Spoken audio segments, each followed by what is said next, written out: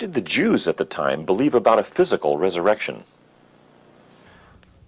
The belief in resurrection from the dead is a belief that's attested about 3 times in the Old Testament, in Ezekiel 37, in Isaiah 26, and in Daniel 12, I believe. And during the intertestamental period, this belief in resurrection from the dead flowered and became a widespread belief in Judaism. During Jesus' own day, the doctrine of the resurrection from the dead was held by the party of the Pharisees, although it was rejected by the party of the Sadducees. And Jesus sided with the Pharisees on this score in opposition to the Sadducees. He believed in the resurrection and argued that the Pharisees were correct in this matter.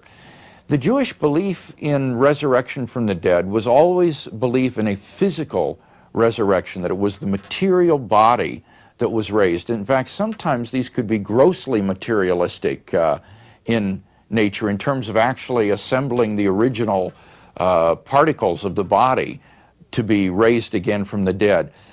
On other occasions, such as, for example, in the pseudepigraphical book of Baruch, the resurrection involves the physical resurrection of the body in the tomb, but then the body is transformed into a glorified body, taking on a sort of heavenly glory, so that not all of the conceptions of resurrection were grossly materialistic. Sometimes they would have this notion of a transformation that it would occur at the resurrection to make the body fit for eternal habitation. So that on the typical Jewish view of the resurrection, when the body dies, the flesh decomposes, the bones are then preserved for the day of the resurrection. It was primarily the bones that were the object of the resurrection.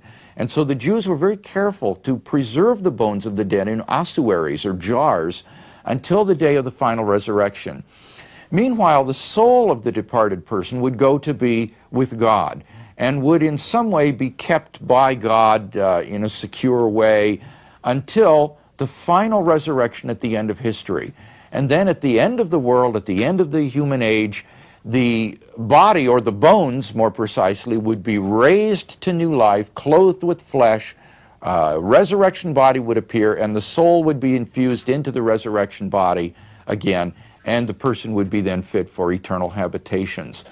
And it's interesting to notice that the Christian view of the resurrection, particularly as taught by Paul, is almost 100% similar to this Jewish concept of the resurrection, involving the departure of the soul to God, the body going back to the ground, being laid in the earth, and then the body in the grave being raised at the last day upon the return of Christ, and being reunited with the soul, and then being transformed into, or rising transformed from the dead to go into the new heavens and the new earth.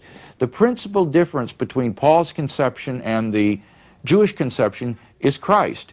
That when a person dies, a Christian dies, Paul felt that he goes to be in a blissful, conscious fellowship with Christ. To be absent from the body is to be present with the Lord. And he says it's better to depart from this body and to be with the Lord in this state of blissful communion. And then the souls, the departed souls of the righteous dead who are with Jesus, will accompany Christ at the time of his second coming, when those who are living upon the earth at that time will then be immediately transformed into the resurrected state. But the addition of this Christological element to the doctrine of the resurrection doesn't change the essential notion of the resurrection for Paul as being a physical resurrection of the remains of the dead person in the tomb, and that person's body being reunited with his departed spirit or soul.